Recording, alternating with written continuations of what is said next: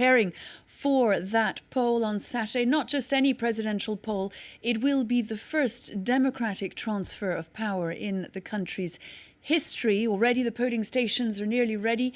Security forces have been deployed across the country, and yet there is a huge group of Afghans who will not be able to vote.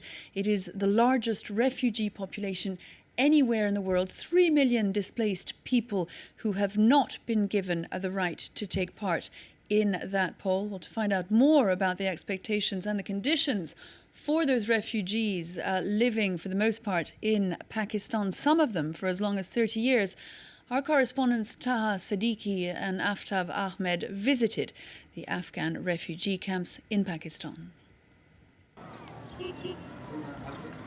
Of the more than 1.5 million Afghan refugees in Pakistan, most live in slums like this, close to the Afghan border. With little to survive, they face an uncertain future. But with fresh presidential elections approaching, Afghans have renewed hope. The girls studying at this school outside of Peshawar hope to one day return home to a peaceful and democratic Afghanistan. I want to grow up and become a teacher so that I can go back to my country and educate others, and the women in our country can progress. Little do these girls know, though, that back home the Afghan leadership is considering working with the Taliban after the West pulls out. The teachers are afraid that allowing the Taliban an active role in public life could signal the end of the freedoms they enjoy today. The times of the Taliban were tough. They were cruel and didn't care about our rights. If they come back to power, as being discussed, it will be difficult for us women. The men in this camp are concerned too. Though the upcoming election is much discussed by the refugees in Pakistan, they'll have no say in how it turns out. Whoever comes to power, they should think about helping the refugees. Yes, they should help us. Right now, we're all very concerned. We've lost all hope. Yes. Don't they need our votes? No one has even contacted our refugee communities here in Pakistan.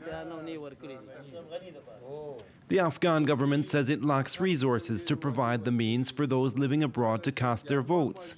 Millions of Afghan refugees living in Pakistan feel excluded from what could be a momentous time in their country. This time, they haven't even set up polling stations in Pakistan, unlike last time.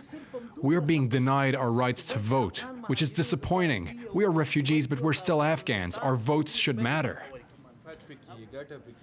Sidelined by their own government, refugees are often viewed with suspicion in their adopted country. The Pakistani government has blamed Afghans for terrorism here. We're often accused of being Taliban or hiding terrorists or Arab fighters, but those are just lies. You can see for yourself in our village. This group of refugees has so far not been targeted, but others are not so lucky.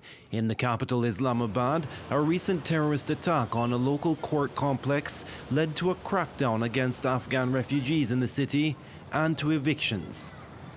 Fazal Shah, a local from this Afghan slum in the suburbs of Islamabad, is gathering support to legally challenge the eviction orders.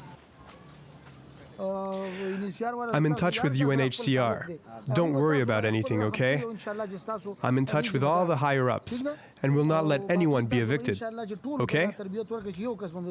Izzatullah was born in Pakistan and is legally entitled to stay in Islamabad in this Afghan quarter. It was established in the 80s for refugee families like his, who escaped during the war against the Soviet Union. Today, he considers Pakistan his home, but even after 30 years, he feels like an outsider. This is the card that I have. It's the refugee card that authorizes me to stay here in Pakistan, and the government requires me to renew it often. But I'd like to have Pakistani citizenship. It'd be so much better.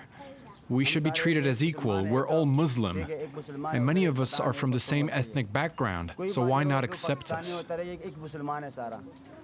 As Afghans go to vote this week, observers say the latest spate of Taliban attacks has fueled concerns for the country's future.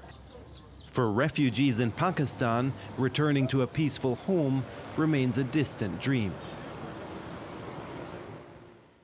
There, that was Focus, 56 minutes past 8. In just a few minutes, I'll be back with the headlines after this short break. Do stay with us.